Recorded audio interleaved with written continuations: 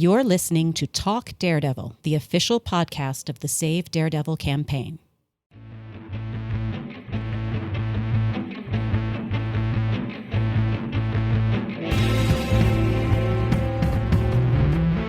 Hi, everyone, and welcome to our second episode of #Talk Daredevil, where we will be talking a little bit of sort of the current things that are going on and are kind of informing how we look at the media landscape and also the future for Daredevil, especially looking at some of the things that people are saying about all the reasons this show can't come back, and we're going to sort of take them down one at a time.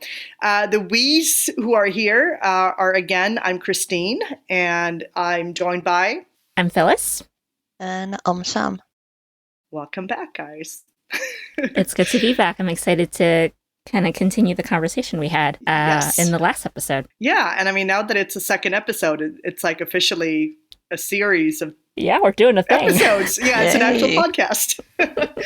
I guess first, just kind of, we should just talk about sort of the current events and like how basically maybe how COVID is influencing the landscape right now, and maybe looking at Disney in particular. Yeah. So, we spent a lot of the last episode kind of trying to recap the general circumstances of the cancellation and kind of the major players and how that had influence our campaign overall.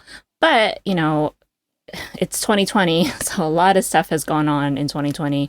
And one big thing that we can't overlook is all the things that have been happening at Disney.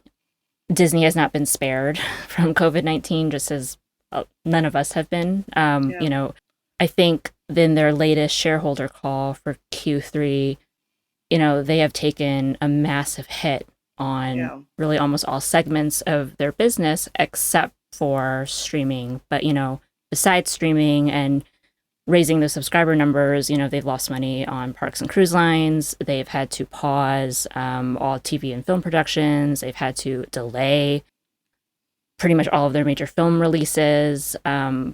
If anyone follows the corporate stuff, you may have noticed in the spring there was a change of guard with Bob Iger stepping back and Bob Chapek becoming the new head of Disney.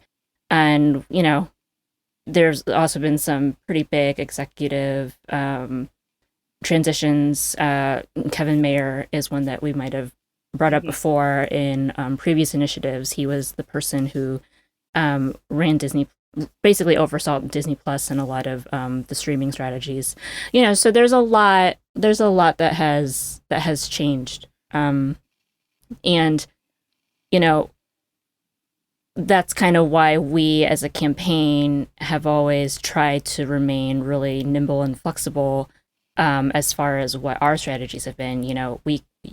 Something that we might have wanted to dig into and do 18 months ago, just doesn't feel relevant at this point. And that's kind of something that we touched upon in our last episode too. But I guess the big, maybe more relevant news that we could kind of really get going in our conversation about is the news from the last call that Hulu would be staying domestic, while Star, which is a international acquisition Disney had made a few years back that was previously called Hotstar, is going to be their international platform.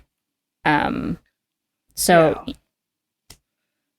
it makes sense to be like that they decided to go with this. Although, it's a bit funny because they have been saying pretty much from day one, we are taking Hulu international, we are taking Hulu international. But it makes sense because in the end, it is all about branding. Star really has international, presence, in India and stuff like that in markets they actually want to capture that Hulu doesn't. They don't know Hulu there.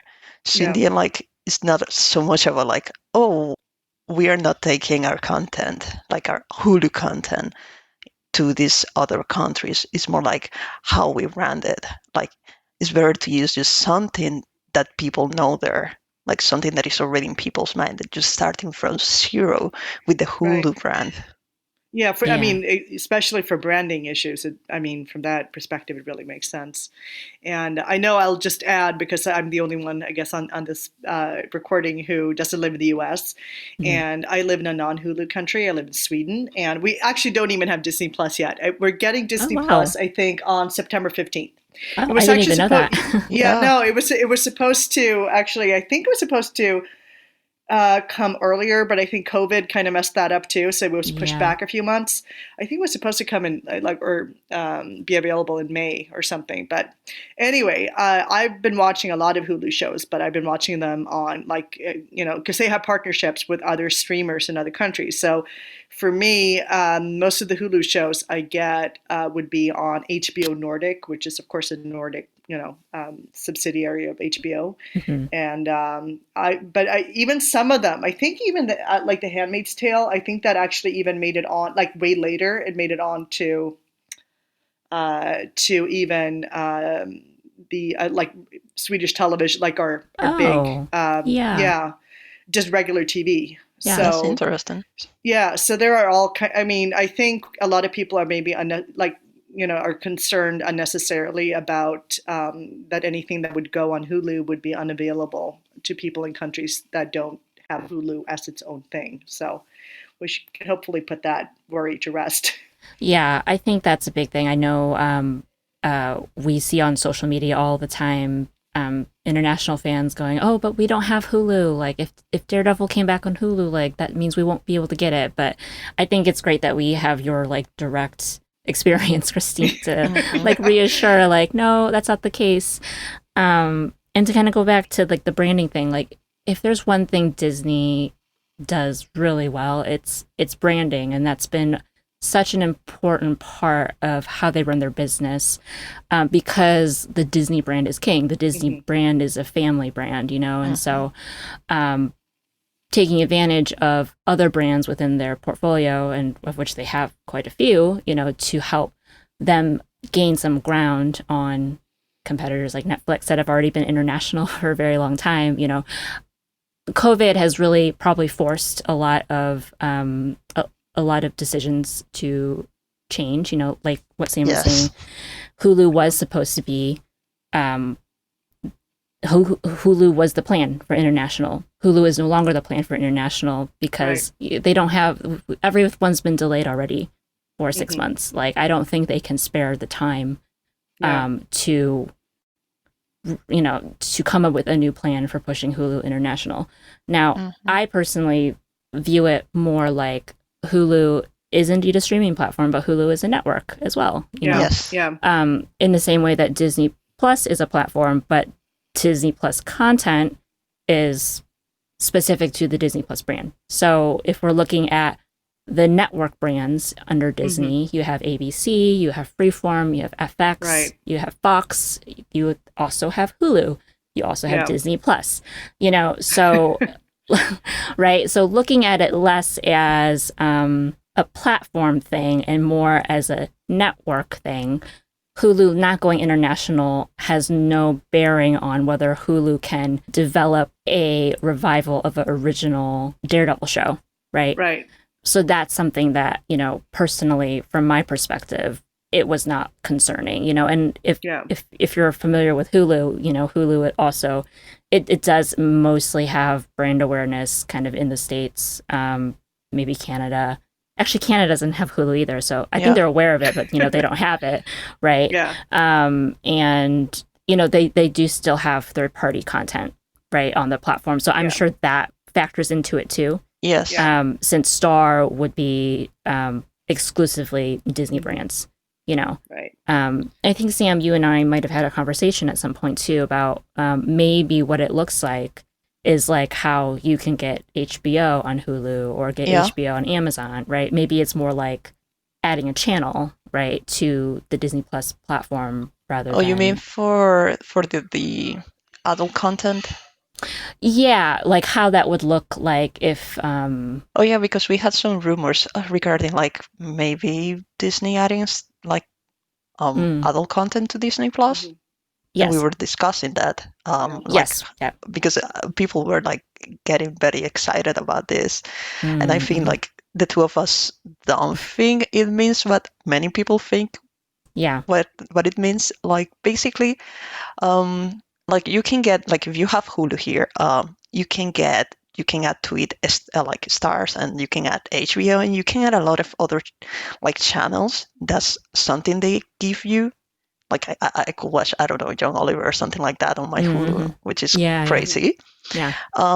And we were thinking like what this means is probably like they are going to give people access to like their other brands that have like adult content through the Disney Plus platform, so that you can just like, you open Disney Plus, you have a PIN code, and then you can just like access all the catalog. But that doesn't really necessarily mean like, this series that is an adult series is going to be a Disney Plus original. It's probably going to be an FX original or a Hulu original or something like that. And you will just have access to it through Disney Plus. This actually, it kind of, I don't know how this is going to look, if this is what they're going to do. But I mean, it makes sense for them to like bundle things. But it just, it just reminds me of like a lot of streaming channels actually have like a kids sort of login port where you just like choose when you log in, or you choose a user, and then there's like a kids setting, and that will just take you directly into all the kids stuff. But it sounds kind of like that, but the other way around. Yeah, like, I know. Yeah, yeah, a little bit. You know, I think it's funny because well, I mean, this really ties back into our conversation about branding. Like Disney Plus is one of the things I don't think they're going to change about Disney Plus is the fact that it's meant to be a family-friendly brand. Right.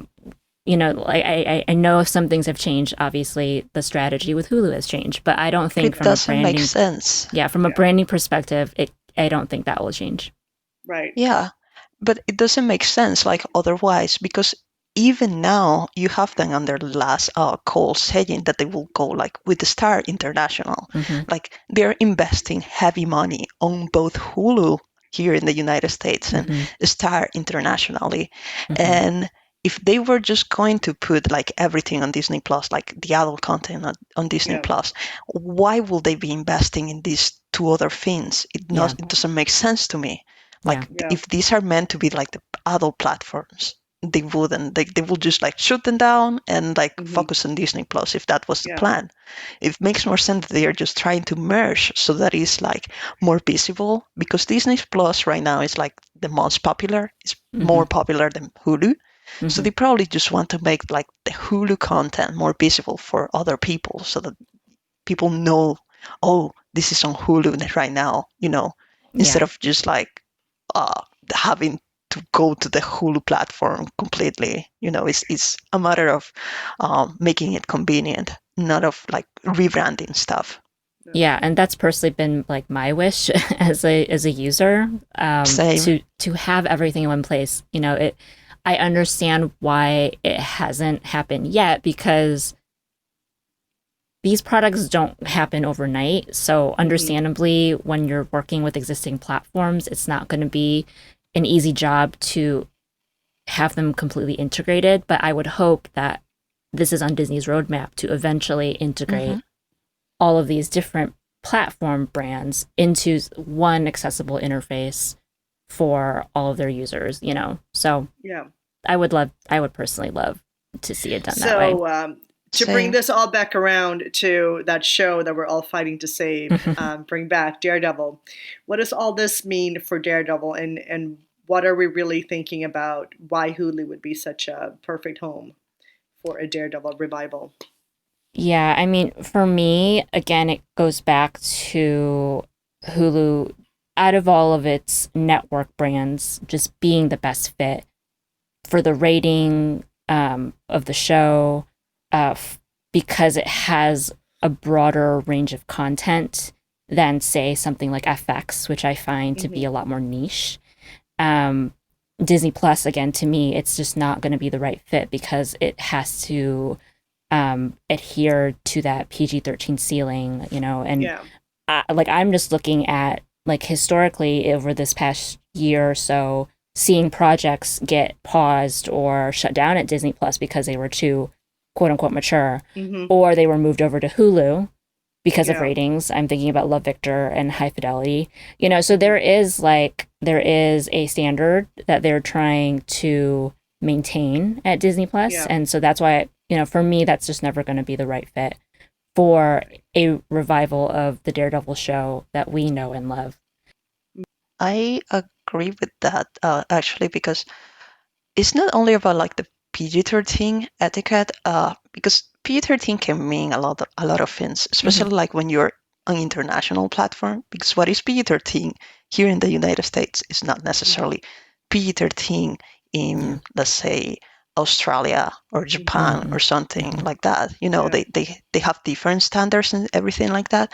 So it's more about like what kind of stories you're trying to tell for this audience, and like also the target audience itself, because the target audience for Disney Plus is always going to be like young adults and kids.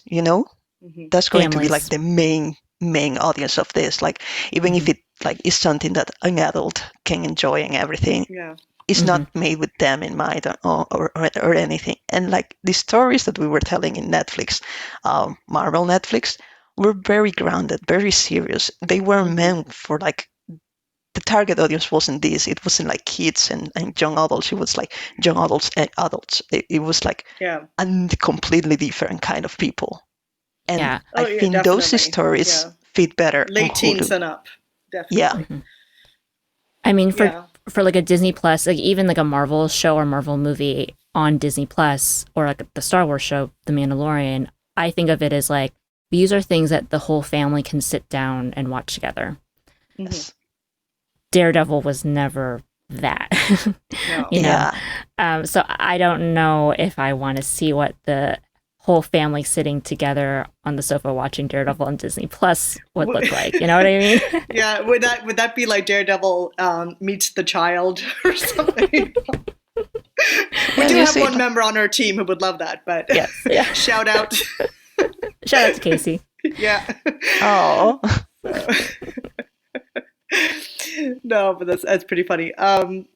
Yeah, I mean, this also. Thinking back to our first episode where we were talking about some of the myths around kind of what happened at when Daredevil was canceled, and of course, one thing we were pointing out then that again, Disney did not. I mean, Marvel/Disney did not cancel Daredevil to bring Daredevil to Disney Plus, because that was such a common talking point at the time. Oh, yes. But obviously, for all the reasons that you guys have lined out, that's not the case at all. It's like it's got that family-friendly vibe to it that just precludes anything like Daredevil being on there, or even less that it would be the plan to do that. But speaking of myths, there are a lot of kind of rumors and opinion pieces and stuff floating around out there about, why this is such a, doomed campaign, as some would have it. So why don't we dig into some of that? Okay, so there's one that is always like flying around that is like, oh, Disney won't do a season 4 because the other seasons are on Netflix. They don't want to reference back to Netflix. And this is one is interesting because it's a bit complex and have some like, points to it, but also like it doesn't hold much water. So the thing is like, first of all, Netflix is the big player in this case, and like it's weird because Disney is such a giant right now, and saying like Netflix is the big player sounds a bit wrong, but they are. Like in the United States and in the world, they have more subscribers than Disney can Disney wish like Disney Plus had that many. They're playing catch up. Everybody is playing catch up to Netflix right now. So Netflix is the big fish. Yeah. So if anybody has to be worried about sending subscribers one way, it is Netflix, not Disney. So we start with that. But another thing is like right now, especially like in the United States, you will have like 3 different kind of Disney subscribers. It's like people that never subscribe to Netflix and have Disney Plus, people that drop Netflix for Disney Plus, and people that subscribe to both, like is my case or something like that, And let's be honest, people that drop Netflix or that subscribe to both are not going to care and like drop Disney because they have season 4 of Daredevil there. Like, oh, it's not going to happen. Like, they don't have season 1 and 3. Let me like drop my subscription from Disney Plus and go watch that. No, what they're going to do is like, you're going to watch season 1 to 3 and then go back to Disney Plus. And I don't know, like if you're going to just do a month of Netflix or even just pirate it, that's what is going to happen. And if you have never subscribed to Netflix and are subscribing to Disney, chances that you're going to drop Disney for Netflix are pretty much close to zero. I don't see that happening. Like, why? So it's really like, no, I don't feel like why Disney will have to be worried about like referencing to Netflix. On the contrary, they will want to be capturing the people that are on Netflix and not on Disney Plus that were watching these shows. And that's the way it's weighted right now, is that more people are subscribed to Netflix than they are to Disney Plus. Disney Plus has an opportunity, or not Disney Plus specifically, but Disney has an opportunity to grab subscribers to add to their subscriber base than the other way around. Yes. Yeah. So anyone like, it will be these Netflix like might be like, oh, we have to drop this because I don't know, like we are referencing to Disney Plus and sending people that way because they have the new seasons. You know, if anything, it will be that, not the other way around. But speaking of season 4, maybe we should just kind of also do a take on what exactly that would mean, because it would likely be very difficult to continue with the show sort of exactly where it left off and with the season 4 that they had planned out, especially now that we've sort of become privy to some of the things that would be in that season 4. And I also suspect that because it was written under different contracts and stuff that, you know, they would have to pivot a bit and do something else, and maybe something that's sort of what I'd like to call like a soft reboot, where, I mean, one thing we've been talking about is how while Daredevil did end in kind of like, I mean, definitely less of a cliffhanger than some of the other shows, it did still end in sort of like a new beginnings kind of place, which means that it's a kind of ending that really lends itself to doing sort of like a time lapse, like a skip to the future, or to have where you can produce a season that really speaks to everyone who's seen everything that came before, but where you would still invite in new viewers, because you would be kind of beginning in a new place where they Matt and the team are like back together. And so I see a lot of potential actually in how Daredevil ended, that I think would make it a really good sort of a stepping off platform for Disney to do something that's new and old at the same time. Yeah, I agree. And, you know, one thought that also comes to mind about this whole like, you know, oh, we can't send people to our competitor. We can't reference anything that's already on Netflix. You know, I think that's a bit of a weird interpretation for me, because that assumes that people's loyalties are to platforms rather than the Marvel IP itself. Yeah. And, you know, the Daredevil show is not the first live action Daredevil we've had these last 20 years, right? Like there have been other iterations. There was the movie, you know, maybe this is more, you can draw maybe a fuller comparison if you talk about like all the iterations of Spider-Man, right? But the fact of the matter is, if Disney were to create a new season of Daredevil, and this encourages people to look up the first 3 seasons of Daredevil that still live on Netflix, people will come back to watch the new season of Daredevil on whichever platform Disney has put it on, because they love Daredevil. Yes. Right. They don't love Netflix. They love the IP, they love the character, and they will look for content around that character wherever they can find it. So to me, kind of saying like, oh, well, you know, we can't reference that, we can't have that, they're going to send people that way, it just doesn't ring true to me. You know, I guess I understand why people say that, but these are like Marvel fans we're talking about. And Marvel fans will seek out Marvel wherever they can find it. And I don't think Daredevil is an exception to that. And I don't think having 3 exceptional seasons makes that, any different. And, in the worst case scenario for us, that they completely reboot and recast, if people liked that too, guess what they're going to do? They're going to look for the previous seasons of Daredevil. Yeah. Right? Yes. Exactly. So to me, it's like, okay, there's really no scenario in which someone likes the new Daredevil content that doesn't seek out the old Daredevil content. The important thing, though, is where they will be able to find more of it. And they will not be able to find more of it on Netflix. They will find more of it with Disney, hopefully on Hulu. Right? Yeah. And that's like, that's a complete opportunity for Disney too, because that means like, while Netflix has the shows there, there's people being exposed to Daredevil, which is Disney IP, outside of the Disney platforms. So, like, holding Daredevil right now is more beneficial for Disney than it is for Netflix, because it's likely not bringing the new subscriber, but like, it's going to expose people to a Disney IP. Yeah. Absolutely. It's, technically Netflix would kind of be advertising for Disney. They really still are. There's a reason why they canceled it, because they likely couldn't get more subscribers off those shows. But who's in position to get more subscribers off those shows? Disney is. So exactly. And I think a lot of some of the suggestions, I mean, the people suggest that Disney or Marvel/Disney, I mean, they're all the same thing, that they wouldn't want to make more Daredevil in whatever package you might think of. Of course, we prefer a particular package, but I mean, either way, it's a very valuable IP for them. Obviously, this show was,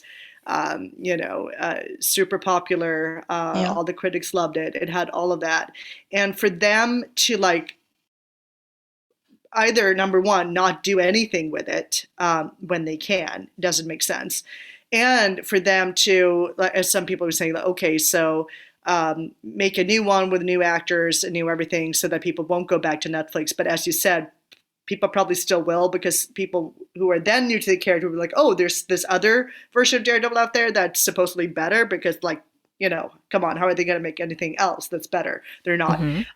So the whole thing about just like not touching it just because it's on Netflix, it's like that expression, like you cut off your nose to spite your face, because that's kind of what they're suggesting that Disney do, which is, it doesn't sound like Disney. This is, we don't want to put an explicit rating on the show, so I'm not going to say the full F word, but I would kind of like, I like to dare Disney to just do a little FU to Netflix and be like, hey, this is our IP. We're going to rock it, We don't care if the first 3 seasons are on your platform, like, because we're Disney.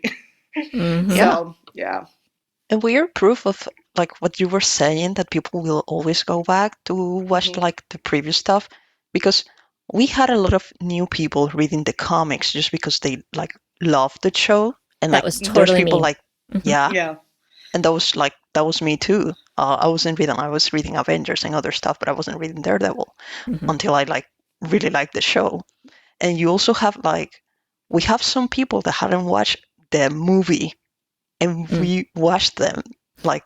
Everybody went back to watch the movie, even like some of them felt like it was really bad or something, but they still watched it. That's that's the draw of the character. Yeah, I've even heard more talk about the very first movie starring Daredevil in it. The Trial of the Incredible Hulk, which was this made-for-TV movie in the 80s, late 80s, I think. Where, of course, it was a Hulk movie that had Daredevil in it. I watched that because I'm a completist and everything, but I've even seen more talk. I've even seen more talk about that, since the television show came than I had in like years prior. So, of course, if you have anything good Daredevil out there, it's gonna raise awareness and interest in like everything else that's Daredevil. It's just no mystery. So in the end, if Disney doesn't want people going to Netflix to watch, its thing is not about like casting Charlie again or doing a season 4. What they have to do is, in the end, just buy the rights back for Netflix and bring that on a Disney platform. If they really wanted to do that, that's the solution. Nothing else will stop people from going back and watching those shows in Netflix. But, kind of as a aside, Disney has done that before. Didn't they do that with Star Wars and like Clone Wars and all that stuff? So and everything, like older movies. Yeah. Yep. All the movies too.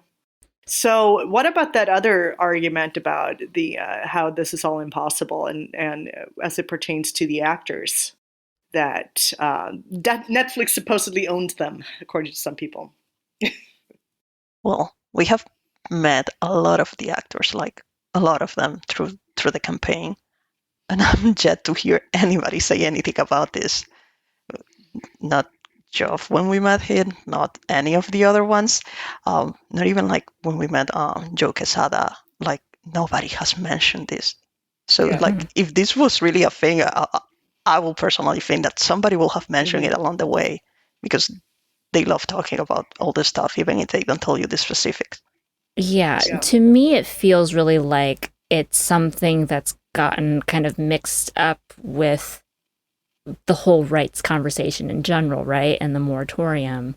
Because, once the show got canceled and, they were released from their contracts with Netflix. Like, Charlie is not contractually, like, obligated to Netflix anymore. So the concept that, like, Netflix owns Charlie as Daredevil, like, doesn't make any sense to me. The only thing that makes sense to me is that somehow this is getting conflated with the accurate situation, which is that Netflix temporarily maintains control over the character rights for these 2 years, right?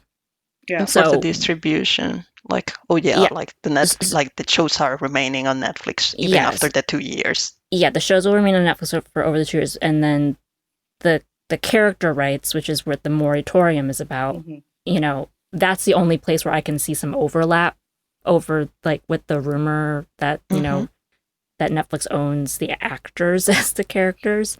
But again, like you guys said, we have met so many people that have worked on these shows, and if that was an actual obstacle to bringing it back, like, someone would have said something. There's never been any conversation about the actors not legally being able to reprise their characters from the show.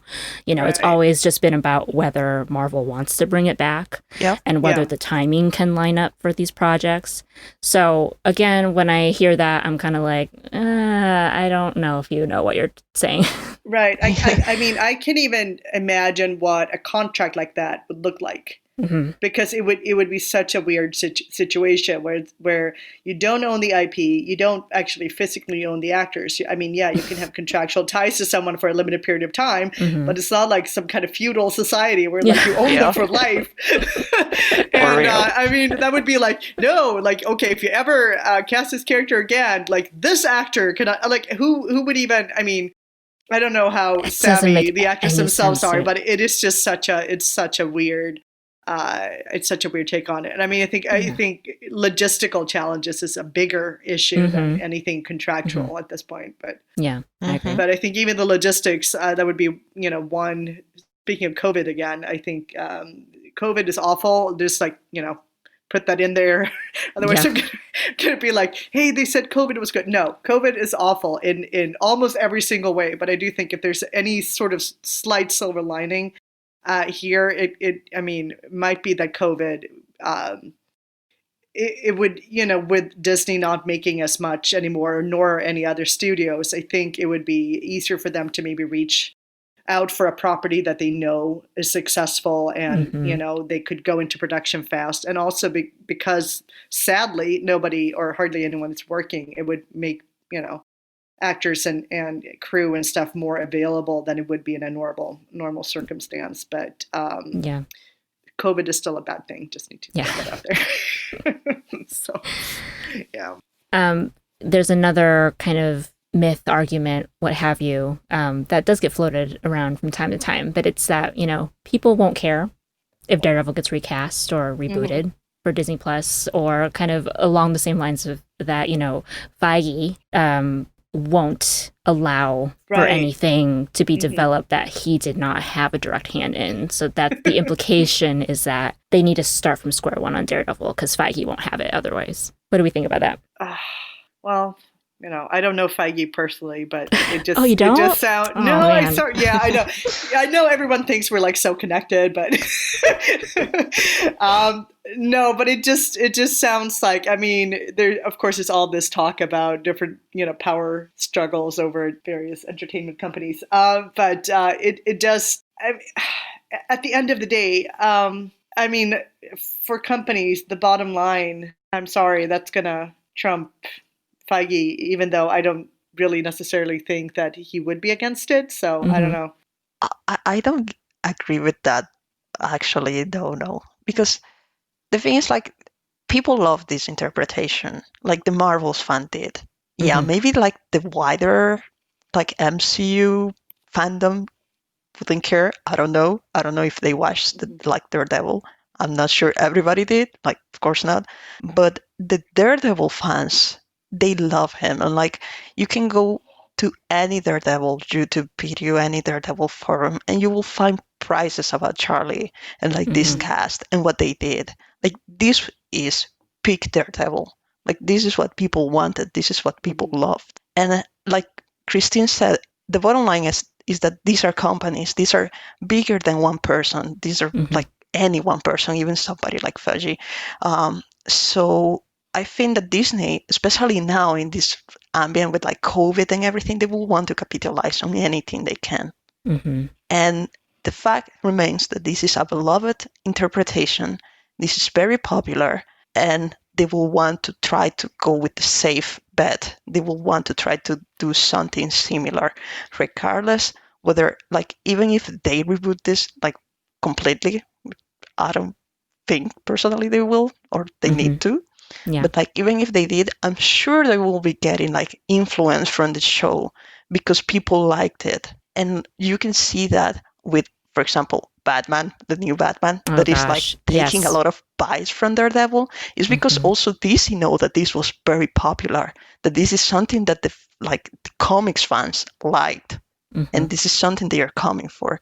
So if even this is taking notes, I don't see why Marvel will just ditch this because one person doesn't want to do it or something like that. I'm sorry, but that's not how companies are run. Yeah, it doesn't make any sense to me. And like, you bring up a great point about the Batman, because, in the last two sort of major promotional pushes, which was when they sort of released that first look at that picture of him like all in red, and then the trailer, I swear all the chatter, granted my timeline is biased, but I saw so much chatter about, oh my gosh, it's Daredevil. And like the thing is that all the comparisons between this particular DC project to Marvel have been specifically about Charlie Cox and Marvel's Daredevil. Yeah. There have been no counter references to MCU properties or like Marvel Studios films because, like that was it. That was the direct comparison. And to me, all that tells me is that the appetite and the interest, all of that is still there. And, I think it's very telling that it feels like we're in this new phase of superhero genre shows and films in general, which have all trended much more mature, much more grounded, and Marvel is conspicuously like the one player that's not in that game right now. Because I look at DC and what they're doing. I look at shows like The Boys. I look at shows like Umbrella Academy. It like everyone is capitalizing on that except for Marvel. So to me, it's a little bit like, it's a little bit of a gimme, and I'm not saying that there's no room to stretch what's been done on the show. And, like I would love for some ideal scenario to be, we get the show back, we get the show at the rating we want, with the type of storytelling we want and the character development we want, but also have Charlie's Daredevil pop into and like make everyone's dreams come true and show up in the Spider-Man movie, right? Like, I think there is certainly a world where those can coexist, Yeah. I just think it would be really unfortunate if there was some ego involved in all of Right. this that wouldn't allow Feige to humor the idea of like, oh, why don't we bring back this really beloved version of this super popular character, and like Yeah. do something really easy and make the fans really happy. And you know, I mean, I don't run Especially at a Marvel, time, but yeah, but especially at a time where, like, I mean, they're putting out. I mean, of course, they have these MCU tie-in or tied-in miniseries on Disney Plus. I mean, if they're going to make the most of television as a medium, and yeah, I mean, I can't imagine that he would be so staunch and like, no, it's all going to be my stuff. All of it has to be my toys. I mean, it just, you know, yeah, he's a grown up, and he's I mean, he's done a lot of great things for the MCU. He should know great content where he sees it and not, no, I just don't see it. And especially, like you said, it's not just one person. This is a company with a lot of people involved. And even if you do have someone who is very sort of critical to the success of like one one part of a company, like with the MCU, even so, like, I mean, and he can't do everything, especially now that they have more, content coming out. Yeah. I just like, the guy's got to sleep, maybe he could, somebody else could develop a Daredevil series. It's like, obviously, like you said, Feige's done a lot of crazy good stuff. Let's also acknowledge that like a lot of his plans, his very well laid plans, have been very much upended this year. Like, I don't know what is, I have to imagine things will have to change. So maybe if there was a point where he was very inflexible about this stuff, he might not be that way after the dust settles on 2020. You know what I mean? Yeah. And there's already like things about that. Like, you actually see glimpses of this because Disney has changed a lot in this year. Like, they pushed the schedule for the Marvel TV shows. They are releasing this month Mulan in Disney Plus. They are doing a lot of stuff that, like, a couple months back, before this whole mess, people will, like, you tell people that they would be like, why? Like, why will Disney do this? But things have changed. So it's not only like if they will want to do it, like, circumstances are forcing people to, like, just be more flexible. And that's very important for success. And like, I feel like even if maybe they wouldn't consider that like 8 months ago, like right now in this climate, I think they will be considering a lot of stuff they wouldn't have like back then. Yeah. But also going to say, also circling back to the reboot and versus like the soft reboot and like season 4 and all of that. One thing that makes me also like believe that maybe we might see a soft reboot coming is like season 4 has like some difficulties to do it, like with the scripts being owned by Netflix, like the one that they were going to do, the one that Eric Olson planned already. But also, since you said it, like the end of season 3 left in a good place for doing like kind of softish reboot, you can actually take advantage of that for like Kevin Feige molding this character, this version of the character into something he wants more, because you have a new start. It doesn't have to be like the exact same as they were going to do it on Netflix. It can be something that is more inclusive of what Kevin Feige visions of Daredevil is going to be into the MCU, into the wider MCU, his MCU, and having a soft reboot can help a lot with that. Just like doing the best of both worlds kind of thing. So they don't have to do a like complete reboot for that, for like making it his own version too. And it's not, even within the MCU, it's absolutely not unheard of for someone to inherit casting, right, of a character. In retrospect, this is sad to bring up Chadwick Boseman, but he was one of the prime examples of, he was cast in Civil War, and he was brought over to Black Panther, and did an incredible job. I don't see a situation where the casting of Charlie by someone else would be used against him. I think he's more than proven himself in the 3 seasons of the show that he put together, and just what everyone has said about working with him. All the positive things, like, why wouldn't you want to go with someone like him? Just as a side note. Yeah. And we have said, like, we talk about like the actors themselves being like a limited resource, because there's just so many actors and just so many of them like that are actually like really high quality and like like do all the check marks that Marvel will be looking for a specific character. So like if they are planning to do like, let's say 10 more years or 20 more years of MCU or something like that, they also have to be mindful of like who they are casting for what, because eventually they are going to run out of, good people or something, or people they want to work with. Yeah. So this is someone that is loved, that has already proved himself to be an excellent Daredevil. And like he comes with all the good marks of being like an excellent actor. So it's like, why will just Marvel reject that? I agree. Yeah. Obviously, I agree, but I agree. Yeah. Maybe that agreement is a good point to end this discussion on. Yeah. Yes.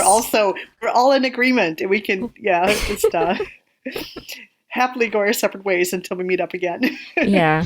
So yeah, I mean, we hope that you enjoyed listening to us talk about all of this. These are the kinds of things we nerd out about sort of privately. So it's sort of fun to bring that conversation out into the open a little bit. And, presumably this will go up somewhere that you'll be able to listen to, or you'll be able to listen to it on our YouTube channel. And hopefully you'll be able to find it where you might find your other podcasts. But, if you want to learn more about us, you can always find us on social media. We are at Save Daredevil on Instagram, Facebook, and YouTube, and we're at Renewed Daredevil on Twitter. Or just in general, you can always go to savedaredevil.com and find out more about what we're currently up to. Right. So, and also maybe if you have any questions for us, or if there's like any follow-up questions to this, or like general topics you want us to tackle, you could let us know. Yeah, that would be really fun. Love that. All right. Thanks, guys. Thank you. Bye. Thank you for listening to Talk Daredevil, the official podcast of the Save Daredevil campaign.